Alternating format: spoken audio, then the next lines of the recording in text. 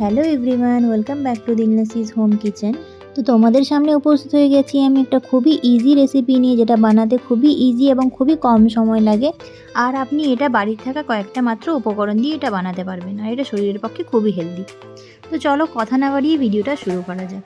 তো দেখো, আমি এখানে একটা ননস্টিক প্যান নিয়ে নিয়েছি। এর মধ্যে আমি 1/2 কাপ ওটস নিয়ে নিব। মার্কেটে যে সাদা ওটসটা পাওয়া যায় সেটাই নেব আমরা। এবারে এই ওটসটাকে হালকা ড্রাই রোস্ট করে নেবে, যাতে ওটসের যে কাঁচা গন্ধটা দিয়ে চলে যায়। খুব বেশি ড্রাই রোস্ট করার দরকার নেই, হালকা ড্রাই রোস্ট করলেই হবে।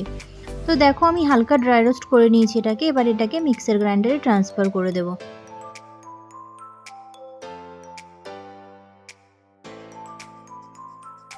এবার এসে ওটসের মধ্যে আমি 1/4 কাপের মতো টক দই দিয়ে দেবো।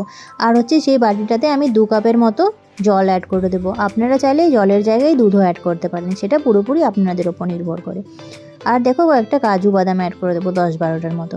আর 5-6টার মতো আমন্ড অ্যাড করে দেবো এর মধ্যে। আর একটা বড় সাইজের কলা, যেহেতু আমি বানানা স্মুদি বানাচ্ছি তো আমি কলা অ্যাড করব। আপনারা চাইলে আলাদা কোনো ফলও অ্যাড করতে পারেন। দেখো, এবার কলাগুলো আমি দিয়ে দিলাম। এখানে একটু মিষ্টির জন্য আমি 1/2 চামচের মতো চিনি অ্যাড করেছি। আপনারা চিনি যদি স্কিপ করতে চান তাহলে স্কিপ করবেন, চিনির জায়গায় হানিও ইউজ করতে পারেন। আর 1/2 চামচের মতো এলাচের গুঁড়ো অ্যাড করে দেবো এর মধ্যে। এবার এটাকে ভালো করে পেস্ট গ্রাইন্ড করে নিতে হবে। তো দেখো, রেডি হয়ে গেছে আমার স্মুদি। আপনি এটাতে কীরকম কনসিস্টেন্সি পছন্দ করেন সেই হিসাবে যদি জল বা দুধ অ্যাড করতে পারেন। তো দেখো, এটা স্মুদির কনসিস্টেন্সি একটু বেশি থাকে, ঠিক থাকে। তো রেডি হয়ে গেছে আমার স্মুদি।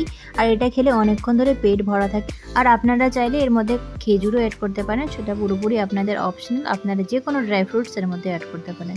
তো রেডি হয়ে গেছে আমার স্মুদি। তো কেমন লাগলো আমার এই ছোটো রেসিপিটা? যদি ভালো লেগে থাকে আমার চ্যানেলটাকে ছেড়ে যাওয়ার আগে please do like, comment, share and subscribe.